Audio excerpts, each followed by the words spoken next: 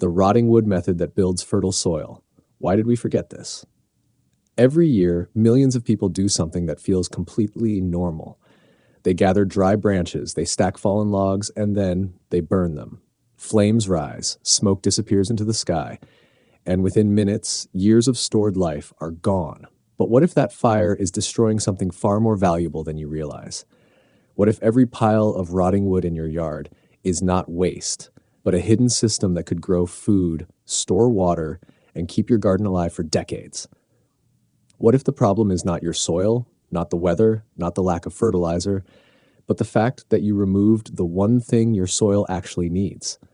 Because there is a place on Earth that never runs out of fertility, a place that survives drought, heat waves, and centuries of change, without irrigation, without chemicals, without human control.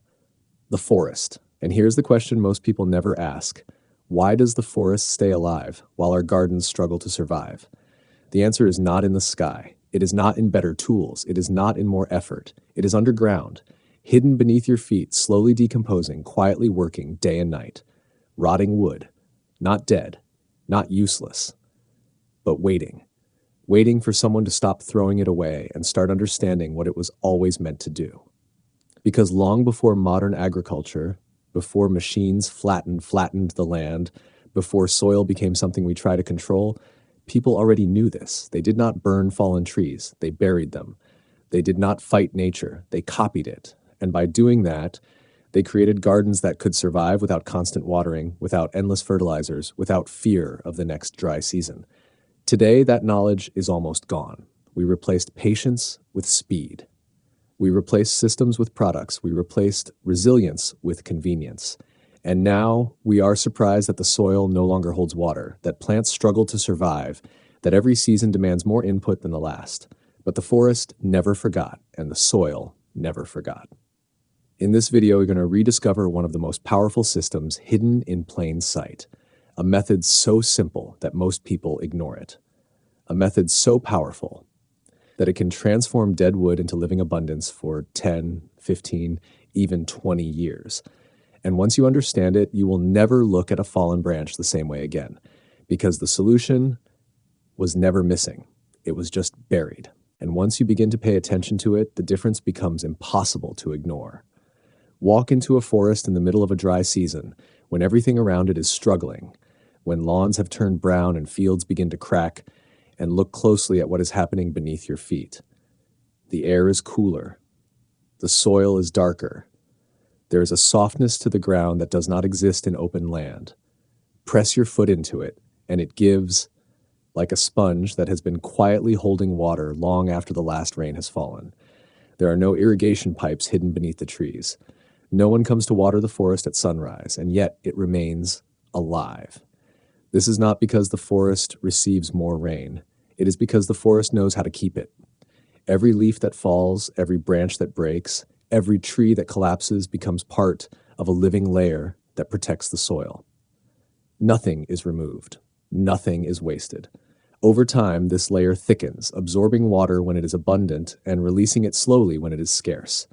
Beneath that surface, something even more important is happening.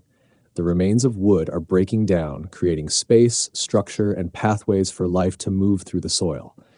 Water no longer rushes away. It is guided inward. It is stored. It is protected from heat and wind.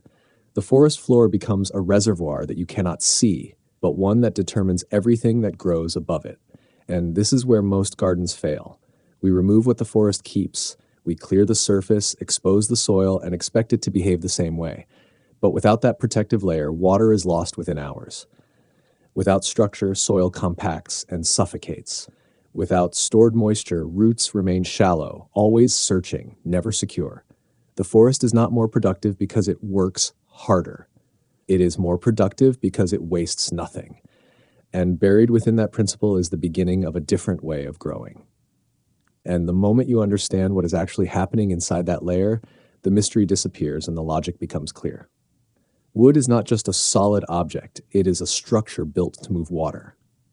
When a tree is alive, its entire body is made of microscopic channels designed to lift moisture from the ground to the highest leaves. When that tree falls and begins to decay, those channels do not vanish. They open. Fungi move in, breaking apart lignin and cellulose, softening the fibers, turning something dense into something porous. Bacteria follow, continuing the process, creating millions of tiny cavities within the wood. What was once rigid becomes absorbent. What was once dry becomes capable of holding vast amounts of water. And when that wood is placed beneath the soil, it transforms into a hidden reservoir. Rain does not simply hit the surface and disappear. It is pulled downward, stored within the structure, protected from evaporation. A single piece of decaying wood can hold several times its own weight in water, and more importantly, it releases that water slowly, not all at once. This creates a gradient that roots can follow. Instead of spreading thinly across the surface where moisture disappears quickly, roots grow deeper, drawn towards stability. This changes everything, because most plant stress does not come from lack of water alone, but from the sudden shift between too much and too little. Buried wood smooths that shift. It holds water when there is excess and gives it back when there is none. At the same time, the decomposition process generates a gentle, continuous warmth. As microbes consume carbon, they release energy, slightly raising the temperature of the surrounding soil. This warmth protects roots during cold nights and extends the growing season without any external input.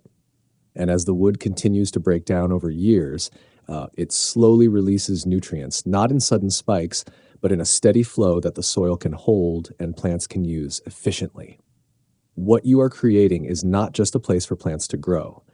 You are building a system that regulates water, temperature, and nutrients all at once, beneath the surface, without constant intervention. And once the logic is understood, the method itself becomes surprisingly simple, not because it lacks power, but because it follows what the system already wants to do. You are not adding something artificial to the soil. You are rebuilding the missing layer that allows it to function. It begins with what most people ignore or remove: fallen branches, old logs, pieces of wood that have already begun to soften. The more decomposed they are, the faster the system will activate, but even fresh wood will work over time. Instead of burning or discarding them, you place them where the future of the garden will grow. If the ground allows, a shallow trench can be opened, not too deep, just enough to settle the wood below the surface. Larger logs go first, forming the backbone of the system, creating space for air and water. Smaller branches fill the gaps, reducing empty pockets while still allowing movement within the structure. On top of this, a layer of softer organic matter can be added: leaves, grass clippings, compost, anything that brings immediate biological activity and balances the carbon of the wood. This layer is important because it supports the early stages of decomposition and prevents the temporary draw of nutrients that can slow plant growth in the beginning. Then the soil is returned, covering everything, sealing the system beneath the surface. What appears above looks like an ordinary bed, but below it, a transformation has already begun. Water will no longer be lost as quickly. The soil will begin to loosen rather than compact. Life will move in, drawn to the moisture and organic material. The shape of the bed can remain flat, or it can be raised into a mound, allowing for better drainage and more variation in sunlight and temperature. Planting can begin immediately, but the choice of crops matters in the first season. Fast-growing, resilient plants often perform best while the system stabilizes. Over time, as decomposition progresses, the bed becomes richer, darker, and more forgiving. Maintenance decreases, watering becomes less frequent, and the soil begins to hold its own balance. What you have built is not a temporary solution, but a foundation that improves with every passing year, quietly shifting the burden of growth away from constant effort and into the structure of the system itself. And once the method is in place, something deeper begins to reveal itself, because what you have created is no longer just a garden bed, but a system. And systems behave differently than isolated actions. A single watering solves a moment. A single application of fertilizer solves a symptom. But a system changes how those moments and symptoms arise in the first place. Buried wood does not simply add water to the soil. It changes how water moves, how it is stored, and how it is released. It does not simply add nutrients. It changes how nutrients cycle, how they are retained, and how they become available over time. It does not simply support plant growth. It alters the relationship between roots, microorganisms, and the surrounding environment. Once these relationships are established, the need for constant intervention begins to fade. You are no longer correcting problems after they appear. You are reducing the conditions that create them. This is the difference between management and design. In a managed system, every change demands a response.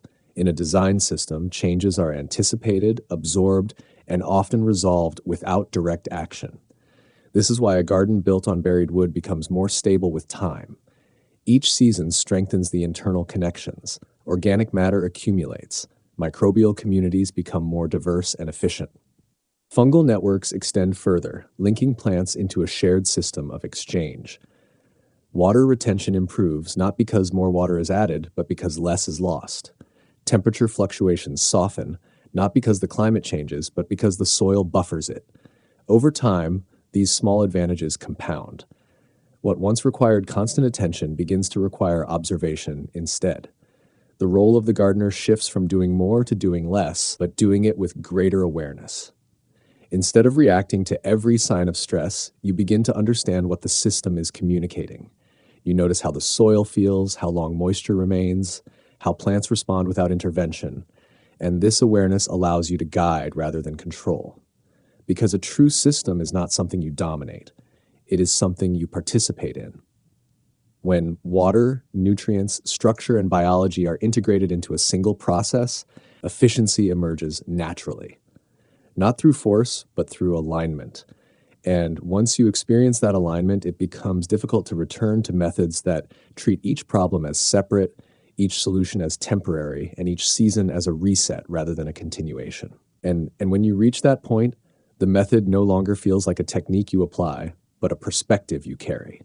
Because what began as a simple decision about what to do with fallen wood becomes a quiet reflection on how we choose to live within the systems that sustain us. We are taught to remove decay, to clear what appears broken, to reset the surface and begin again.